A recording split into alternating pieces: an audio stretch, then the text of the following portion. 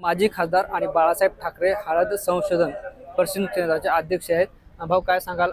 लोकसभेत ज्या प्रमाणे संघर्ष करावा लागला, परिणाम समोर आले, आता हारोतुरे, बँडबाजा, कार्यकर्त्यांमध्ये उत्साह आणि मंत्रिपदात चर्चा. मी सर्वप्रथम महाराष्ट्राचे मुख्यमंत्री माननीय एकनाथ शिंदे साहेब, उपमुख्यमंत्री माननीय देवेंद्रजी, माननीय अजितदादा, माननीय दादा भुसे व सर्व मंत्रिमंडळातील त्यांच्या सहकाऱ्यांचं मनापासून आभार मानतो की त्यांनी हा दर्जा दिलेला आहे. गेल्या दशकभरापासून हळद या दुर्लक्षित असलेल्या पिकावरती मी काम करतो आणि त्या पिकाचा हा सन्मान मी या निमित्तानं समजतो.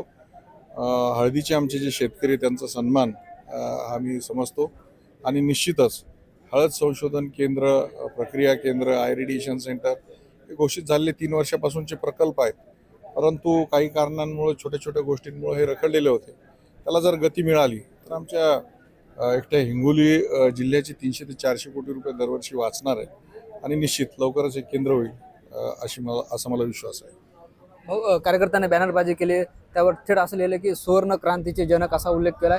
आता या कार्यकर्त्याच्या भावना आहेत, मात्र ही हिंगोलीची हळद असेल, नांदेडची असेल किंवा महाराष्ट्राची असेल, ही बाहेर देशात गेली पाहिजे किंवा यासाठी वेगळं काही झालं पाहिजे, यासाठी काय प्रयत्न असतील? आपण बघताय की वसमत येथे 65 एकर जागेवरती आपण आराखडा 800 कोटी रुपयाचा आराखडा तयार केलेला आहे. माननीय मुख्यमंत्र्यांनी त्याला मान्यता दिलेली आहे आणि उद्याच्या 24 तारखेला हाय पॉवर कमिटीच्या समोर आणि कॅबिनेटच्या समोर हा प्रस्ताव जाणार आहे आणि निश्चित हा प्रस्ताव मंजूर झाल्यानंतर, पैशांची तरतूद झाल्यानंतर लवकरात लवकर हे प्रक्रिया केंद्र इथं उभं राहणार आहे. आपल्याला माहीत आहे की 2010 ते 2020 हळदीला केवळ 5-5.5 हजार रुपये भाव होता, पण तो जेव्हापासून केंद्र झालं आणि NCDX यांना केंद्र आपण वसमत इथं उघडायला लावलं, तेव्हापासून 13.5 हजारापासून तर 40 हजारापर्यंत हळदीचे भाव गेलेले आहेत. गेली 2 वर्ष आपण जागतिक टर्मरिक कॉन्फरन्स मुंबईमध्ये घेत आहोत.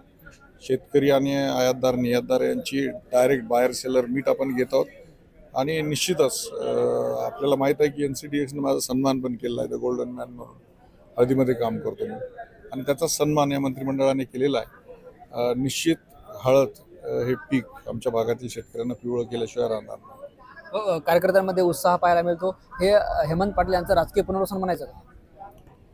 बघा, गल्लीतून दिल्लीत जायला 35 वर्ष लागली. मी माझ्या नेत्यांनी शब्द टाकला, त्या शब्दाचा मी मान राखला. मला जाहीर झालेली उमेदवारी मी परत घेतली. माननीय फडणवीस साहेब, माननीय मुख्यमंत्री साहेबांनी सांगितलं की पत्नीला यवतमाळमध्ये उभं करा. यवतमाळमध्ये मी उभं केलं, दुर्दैवानं पराभव झाला. तर माझा त्यांनी यथोचित सन्मानच केलेला आहे, त्याबद्दल त्यांचे आभार आहेत. परंतु नांदेड आणि हिंगोली हे कायम शिवसेनेचे बालेकिल्ले राहिले, तिथला मी संपर्क प्रमुख पण आहे आणि निश्चित या निमित्तानं कार्यकर्त्यांना एक उभारी मिळालेली आहे, कार्यकर्त्यांमध्ये एक चैतन्य आलेलं आहे आणि निश्चित येत्या विधानसभेमध्ये या दोन्ही जिल्ह्यातून मोठं मतदान हे युतीला राहील. मोठं संघटन आणण्याचं काम पूर्वी झालेलं आहे, यापुढेही राहील आणि कार्यकर्त्यांना आणि जनतेला या निमित्तानं निश्चित ताकद मिळाल्याशिवाय राहणार नाही असा विश्वास आहे. तरी पण तुमच्या राजकीय पुनर्वसनाचा प्रश्न अजूनही प्रलंबितच आहे असं वाटतं का? राजकीय पुनर्वसन माझा विश्वास आहे माननीय एकनाथ शिंदे साहेबांवर. ते निश्चित दिलेला शब्द पाळतात. हा त्यांचा लौकिक आहे आणि निश्चितच ते पुनर्वसन करतील. काही वेळेस राजकारणामध्ये आपल्याला शांत बसावं लागतं, मागे यावं लागतं, संयम राखावा लागतो आणि गेल्या 35-38 वर्षात मी त्यांच्यापासूनच ते शिकलेलो आहोत.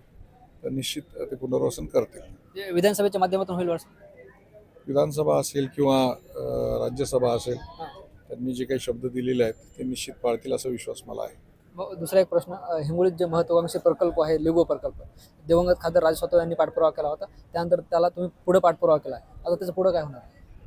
लिगो प्रकल्प हा खरं म्हणजे 2013 साली मंजूर झालेला होता. त्यानंतर तो केवळ घोषणाच झाली होती, परंतु माझ्या मागच्या 5 वर्षाच्या कारकिर्दीमध्ये आपण बघताय की 300 एकर जमिनीचं ॲक्विजिशन तिथं केलेलं आहे आणि त्या प्रकल्पासाठी माननीय पंतप्रधान नरेंद्र मोदी साहेब यांनी आर्थिक घोषणा पण केलेली आहे आणि लवकरात लवकर तशा पद्धतीच्या निविदा होतील आणि एक जागतिक दर्जाचं केंद्र औंढा तालुक्यामध्ये होणार आहे. हिंगोली जिल्हा हा केवळ हळद पिकवणारा जिल्हा नाही, तर शास्त्रज्ञांचा जिल्हा म्हणून त्याचं नावलौकिक होणार आहे. शेवटचा प्रश्न, 15 ते 20 दिवसात आचारसंहिता लागण्याची शक्यता आहे. महायुतीतील प्रत्येक पक्षाकडून जे आहे ते भावी मुख्यमंत्री म्हणून असे बॅनर लावले जातात. तुम्हाला काय वाटतं, मुख्यमंत्री एकनाथ शिंदे पुन्हा मुख्यमंत्री होतील का, आणि तशी तुमची भावना काय? नाही, महाराष्ट्रामध्ये आज दररोज सर्वसामान्य माणसांना 18 तास सहज उपलब्ध असणारे आणि सर्वसामान्यांचे मुख्यमंत्री म्हणून माननीय एकनाथ शिंदेसाहेब यांचा नावलौकिक झालेला आहे. आणि गरिबांमध्ये, सामान्यांमध्ये, कष्टकऱ्यांमध्ये, शेतकऱ्यांमध्ये एक आपुलकीची भावना त्यांच्याबद्दल आहे. त्यांच्याच नेतृत्वामध्ये त्यांचा चेहरा पुढं करून या महाराष्ट्रातल्या निवडणुका ह्या लढवल्या जाव्यात, तर निश्चित युतीला हे यश मिळेल असा मला विश्वास आहे. नांदेडमध्ये आल्यानंतर पालकमंत्री गिरीश महाजन असं म्हणाले की आमच्या मनातले मुख्यमंत्री देवेंद्र फडणवीस आहेत. साहजिक आहे, त्याच्यामध्ये प्रत्येक पक्षाचा कार्यकर्त्याला त्या पक्षाचा नेता हा मुख्यमंत्री झाला पाहिजे अशी त्याची भावना असते. कारण एकमेकाच्या सुखादुःखात आणि एकमेकाच्या कामाला मोठ्या प्रमाणामध्ये सगळी मंडळी आलेली असते. त्यामुळं त्यांच्या भावना काही गैर नाहीत.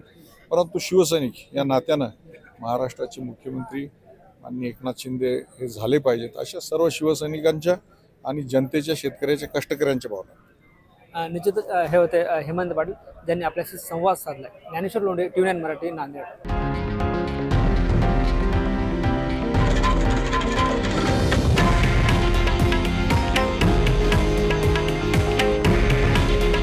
हे आहे देशातील नंबर 1 न्यूज नेटवर्क आणि आपण पाहत आहात TV9 मराठी. काळजी तुमची, हित महाराष्ट्राचं.